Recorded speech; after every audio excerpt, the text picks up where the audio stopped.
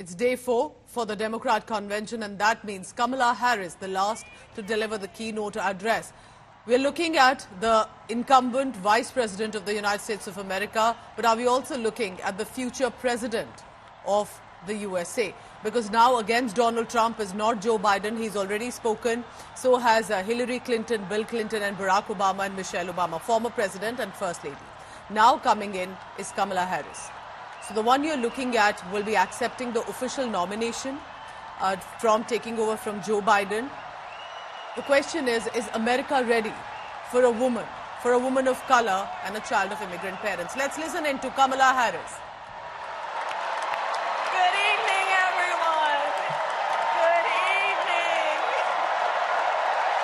Good evening.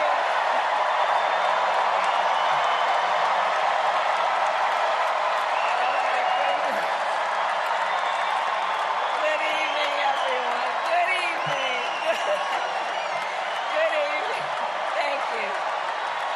Thank you. Good evening.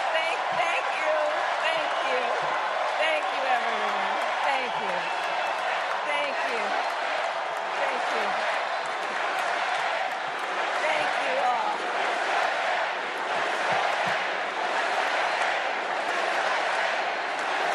Thank you all. Okay, we gotta get to some business. We gotta get to some business. Okay, thank you all. Okay.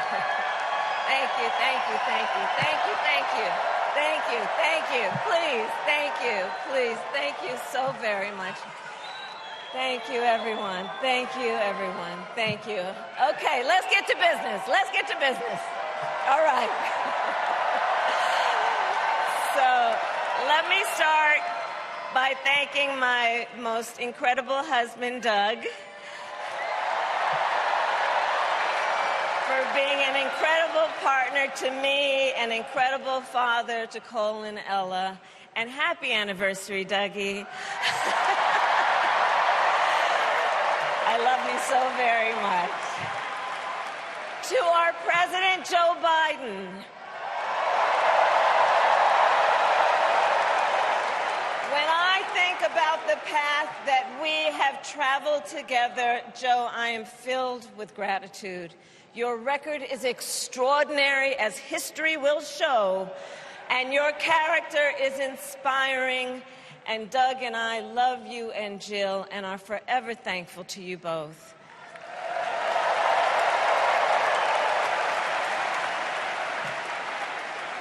And to Coach Tim Walz,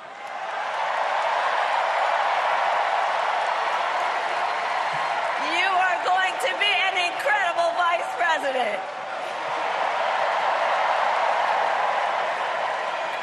And to the delegates and everyone who has put your faith in our campaign, your support is humbling. So, America, the path that led me here in recent weeks was no doubt unexpected. But I'm no stranger to unlikely journeys. So, my mother, our mother, Kamala Harris, had one of her own. And I miss her every day, and especially right now. And I know she's looking down, smiling. I know that.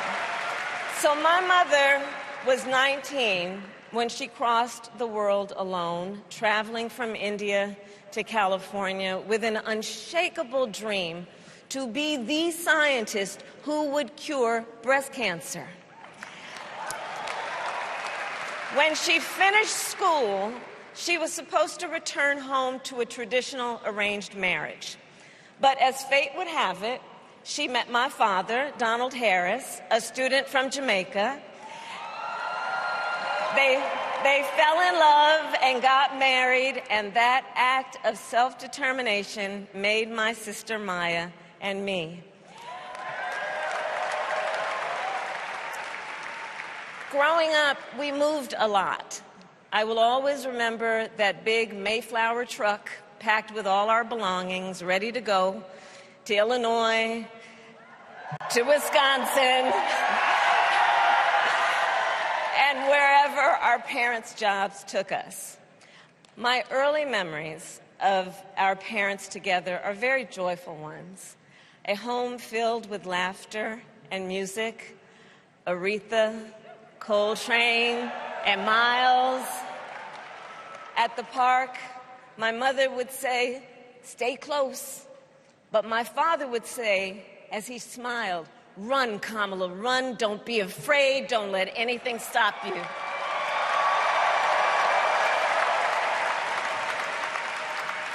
From my earliest years, he taught me to be fearless. But the harmony between my parents did not last. When I was in elementary school, they split up. And it was mostly my mother who raised us. Before she could finally afford to buy a home, she rented a small apartment in the East Bay. In the Bay, you either live in the hills or the flatlands. We lived in the flats. A beautiful working-class neighborhood of firefighters, nurses, and construction workers, all who tended their lawns with pride.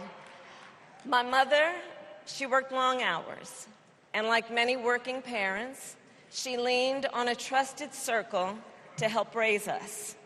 Mrs. Shelton, who ran the daycare below us and became a second mother.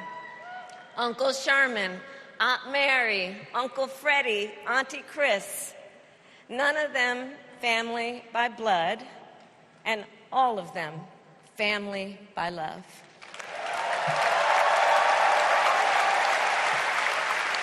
Family who taught us how to make gumbo, how to play chess, and sometimes even let us win. Family who loved us, believed in us, and told us we could be anything and do anything. They instilled in us the values they personified: community, faith, and the importance of treating others as you would want to be treated, with kindness, respect, and compassion. My mother was a brilliant, 5-foot-tall, brown woman with an accent. And as the eldest child, I saw how the world would sometimes treat her. But my mother never lost her cool.